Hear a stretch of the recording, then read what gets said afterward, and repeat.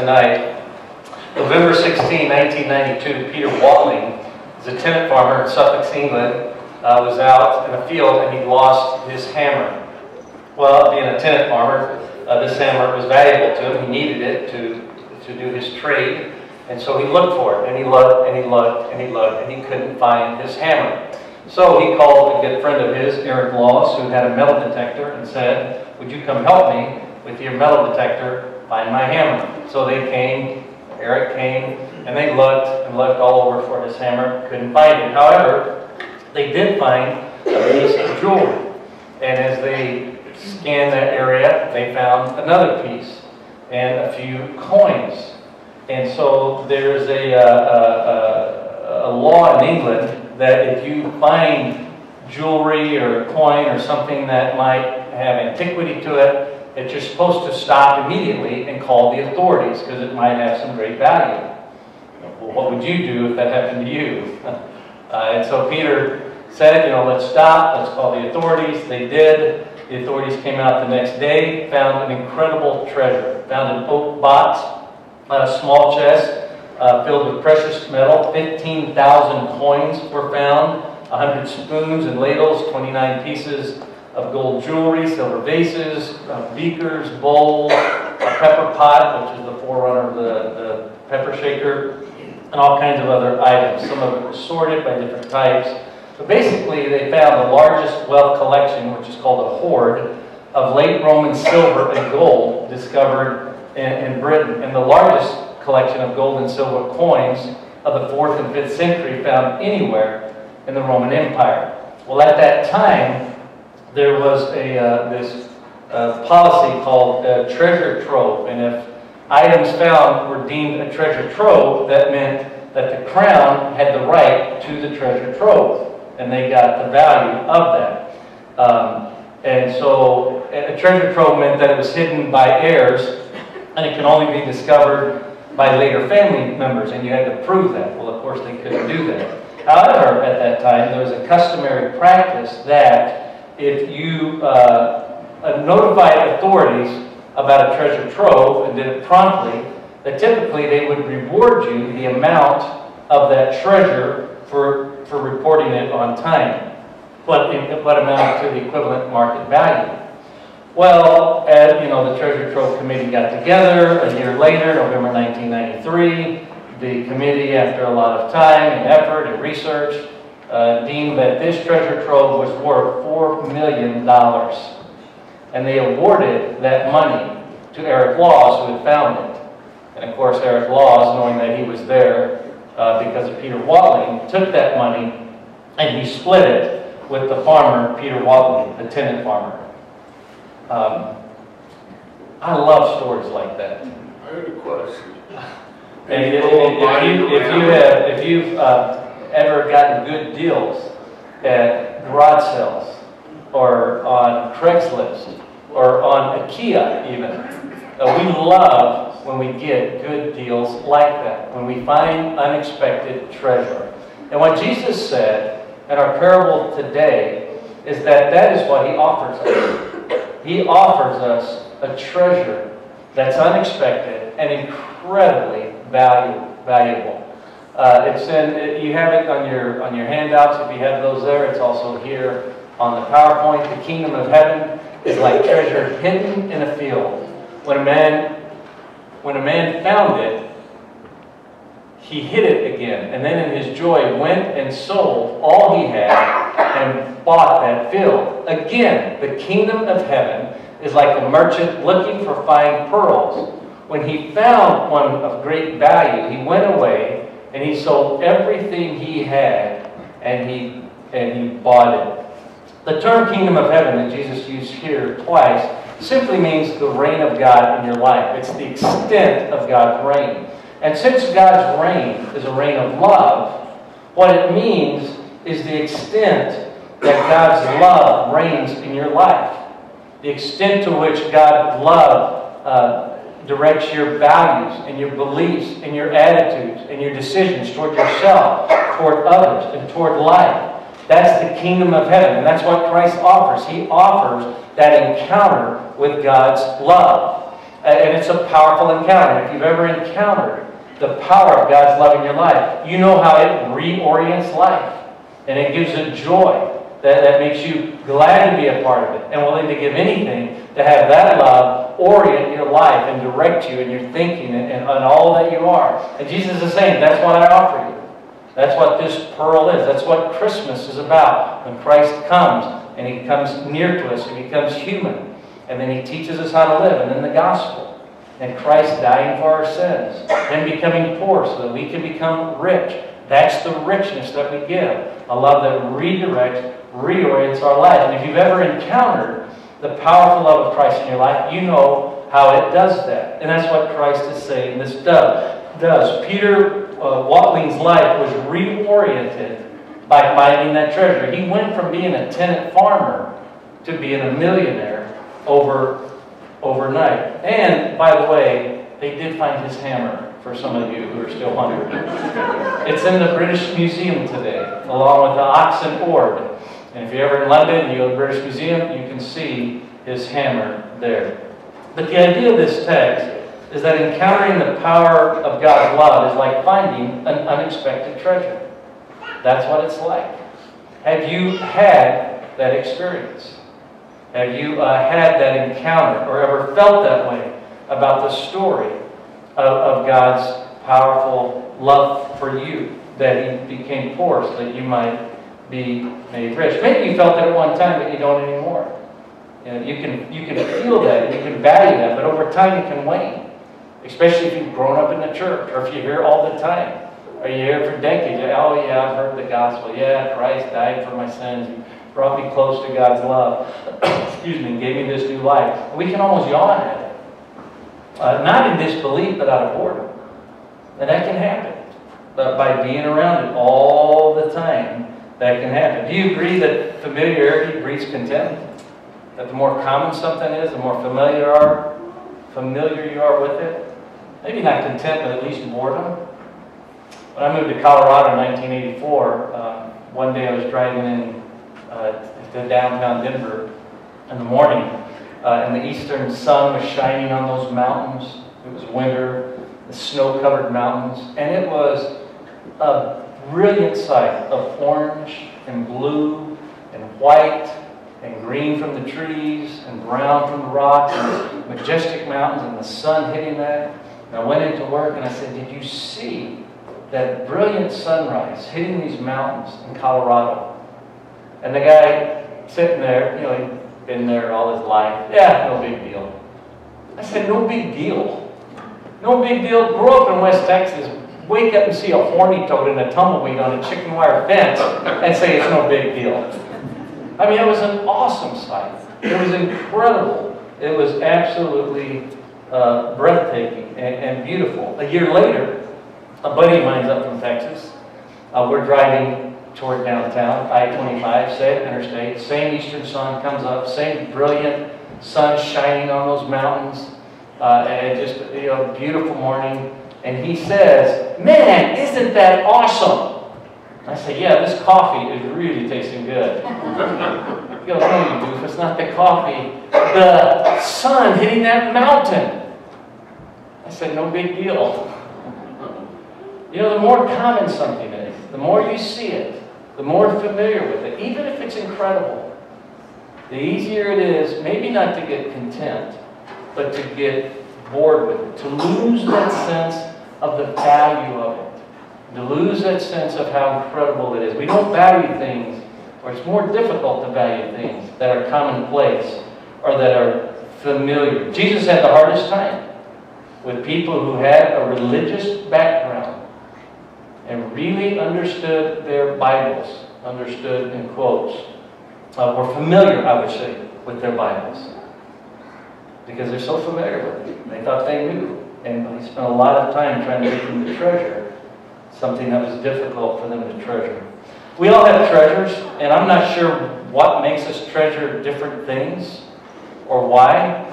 I brought a couple of my lesser treasures with me today.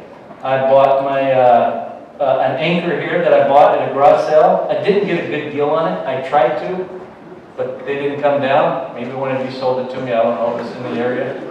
But it's an anchor that folds, you know, two ends, and it was made in England or something. And I had use for it on my boat, but my wife turned it into an ornament for the lawn. It's a really cool anchor. It folds up and has some unique things it can do. And then I bought another treasure, my boat, which I call Bud's boat. Some of you know the story of Bud's boat that I got here. It's a little duck boat. But I got this at Bud Grant's garage sale back in May, and you know, and it's he told me, yeah, I mean, and it's a great treasure. You know, if his team were a treasure, that would be nice, but not so much a treasure. But I bought this boat, and I told Bud, you know, I want you to sign your boat. And he said, well, I don't have a boat. And I said, I know, Bud, I'm buying it from you. It's my boat. I want you to sign it. And so he did. He put his name on it. And it says, Bud's boat, even though it's not his boat. It still says Bud's boat. And my plans for it were to put it in the corner downstairs in our great room, where a TV is and fireplace. You know, maybe put a shelf in it in the middle right there. Put some drinks in there, some glasses in the bottom of it. Kind of a cool thing to do. And then I thought, you know, when I have some friends over and we're watching the Viking game, I could say to one of them, hey, go get me a drink out of Bud's boat. And I just thought that'd be fun. And the way they're playing today, I might need like 5 drinks out of the boat. I don't know. Not a great game. But it's one of those treasures. And now, the thing about this is, both of these treasures, they may be gone, you know, in 5 years. I may sell them, or they may end up in the trash. I don't know. They're treasures. But how do you keep a treasure being a treasure? I mean, I'm sure I treasured things 5 years ago that I didn't treasure. And Jesus says, this kingdom I'm offering you, wow, what a treasure. But how do you keep it a treasure? How do you keep a treasure treasured? And there's a few things that I think can help with that. As we think about this text and a pearl and the fact that this is inherently a treasure, but it can be difficult to keep it that way. One thing you can do to keep something a treasure is to just sit and reflect on the value of what you have. Do we value what we have? Do we value this message? What gets in the way of you valuing what you have? What really are your important treasures? But spend time doing it. Spend time doing this week, perhaps tonight. You know, if Bud's boat gets stolen or destroyed or painted green, you should paint it green. Nothing's really going to be lost, is it? I mean, yeah, cool plan I had to be lost. But it's not that big of a treasure. Not really. But there are other treasures that if I lost, they would mean something. But sometimes to figure that out, we have to just stop the emailing, the Googling, the surfing, the texting, the buying, all the things we're doing, and just sit and think about what we do treasure and what's important around us, people around us. The goal is to refocus your understanding of the value of what you have. To refocus and re-laser your eyes on, yeah, this is what matters and this doesn't matter. Do we understand the value of what we have? Do we understand how precious this message is and how powerful it is and how it can change lives? How it's changed several lives in here. It doesn't change everybody's life, but it does change lives. It's kind of like the sun. It's an old axiom, an old cliche that the same sun that melts the wax hardens the clay. And this message does that. For some people, it melts them to hear that God's love was so great that Christ laid down His life for you and He sacrificed Himself. Some people it melts and they're like, wow. And they experience love. For other people, it hardens. And I'm not sure how that works. But I think stopping to reflect on it can help keep your heart soft toward it or keep it a treasured treasure. And so just stopping to do that is important. We need God's grace today as much as the day that we became a believer. For some people that became believers, there wasn't a big shift in their life. And that's great. And so maybe they didn't feel that. Or if you grew up with it all your life, you may have not felt that need for a shift. But whether you did or not, we still need God's grace today. I need an encounter, you do, with God's love as much today as you ever have. We just do. And to seek that and to stop and to reflect on that and to say, you know, that needs to be a part of my life. That's one thing that we can do that will help. A second way to keep a treasure's treasure, is do you see your life, especially your Christian life, as something that where you lose or where you gain? You know, a treasure puts being a treasure the moment you start thinking more about what it cost you than what you gain from it. That's true with anything. That's true with the relationship. It's true with the boat. You know, not Bud's boat, not yet. There may come a time where I'm like, you know, to keep that thing cost me more than what I gained from it. Has it ever happened to you with a boat? Sure it has. Any of you who've owned a boat, you've had a time where you're like, you know, this thing's costing me more than I'm gaining from it. And so you sell it. That's true with anything. Is that your attitude? Is that your thought toward the faith? Or toward Christianity, to this message? It costs me more. I got to go to church. Wear a tie. You know, I haven't worn a tie in church in this millennium. Have I? I don't think I have. I haven't, except for like a funeral or a wedding. This is the first time I've worn a tie. I used to hate wearing a tie to go to church. And I quit wearing one because of that. Because I had family members that wouldn't come because they had to do this. And so this is my first, I'm still not sure why I did it. My wife didn't make me. No one forced me or guilted me. But even if I had to, I would. Even if that were just part of the deal, I would do it. I mean, I did it. I did it for decades back in the 80s and 90s. And it's okay if you like to. Don't feel bad to do it. And if you're visiting, if you'd have been here a week ago, we were dressed like hillbillies. We had ugly sweaters on. And tonight's high church. A week ago was Bubba Church. So it depends when you come. Normally we're informal. But we start thinking that way. About what the faith costs me in time and money and energy and important, blah, blah. Pretty soon it's not treasured anymore. And that's when you can tell that a treasure is not treasure is when you start thinking, wow, what does it cost me to be in this gig, to do this? And what am I losing by going at it? When you live under the reign of heaven, when you live under God's love and that controls you and that moves you, there are no losers, because anyone that lives that way is someone who has gained. That's what Jesus is saying. You gain so much by living this way.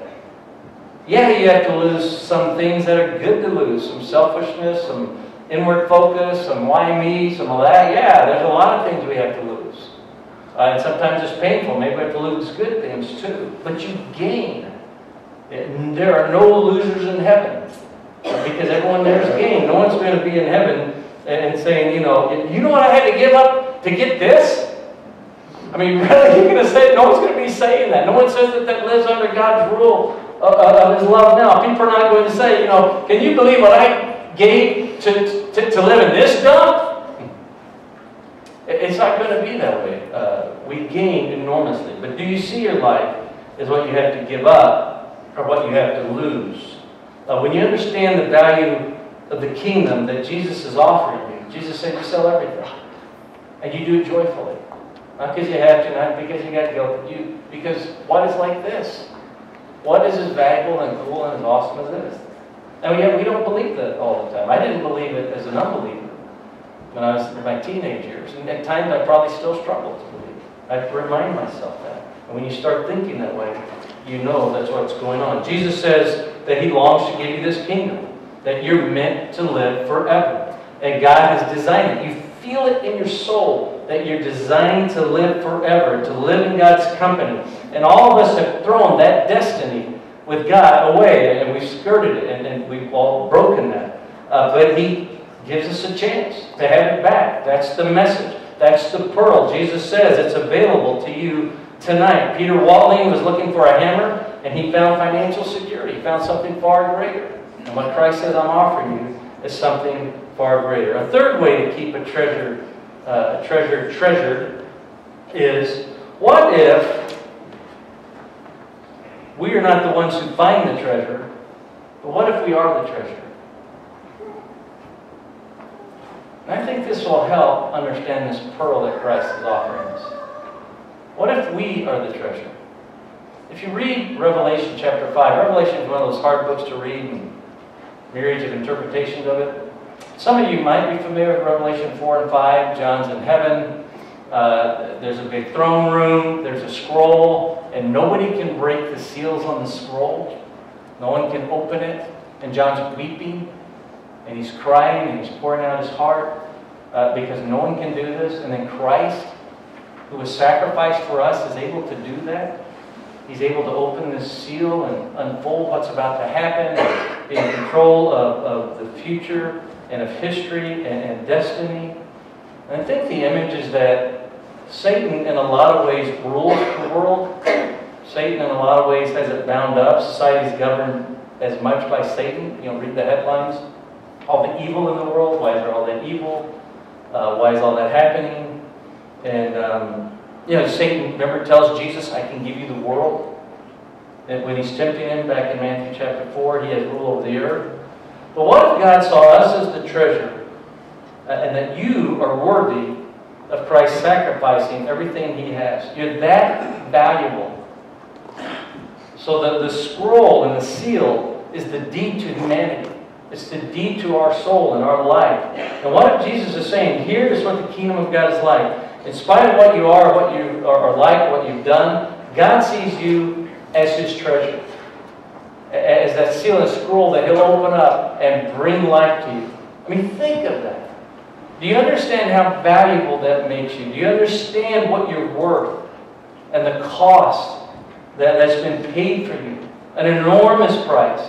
And if you're following this, the value and the worth that's intrinsically given to you, do we see our lives that way, as belonging to Him and the great values? God cannot take His eyes off us. Do you have any clue of who you are, what He's offering? That's, I think, the third angle on this value. You're the treasure. You're what God looks at and says, I will give everything I will sacrifice everything, anything. More than any child did for a parent, more than any person did for his or her country, more than any lover did for his or her lover. God says, I value you, and I will give that to you. Who's going to care for you like that? Who's going to give you that message? When you open yourself to that message, or reopen yourself, or revisit it, or revalue it, we're all broken because of our separation from the powerful love of God. And Jesus gave everything. Christ suffered for you because He wants you. He wants you to have the life God designed for you to have. He wants to heal your sin, your self-righteousness, your rebellion, your determination to do life without Him. Has that message done something to you? Does it do something to you tonight? You know, you've heard the Christmas story probably so often, maybe you know a lot of the details. A lot of details that get wrong, even that people get. You say it in your sleep, and you know all, and that's all well and good.